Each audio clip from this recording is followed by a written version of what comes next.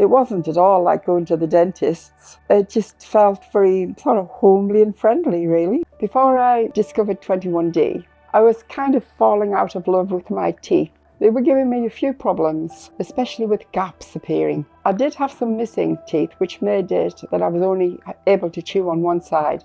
I came down for my assessment appointment. I felt so comfortable coming in. Everyone made me feel so welcome. In the car on the way home, and I pulled the visor down and looked in the mirror and smiled at myself, and I really couldn't believe it.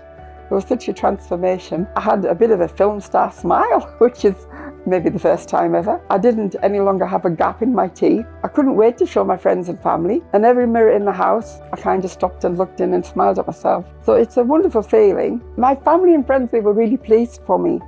They said it had made a big difference and they thought I looked younger.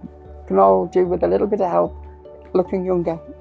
I don't have a lot of expensive jewellery. I have a wedding ring that's been on there for 55 years. And I don't have diamonds, but these are my diamonds. This is my precious jewellery now, and I made the investment in my smile.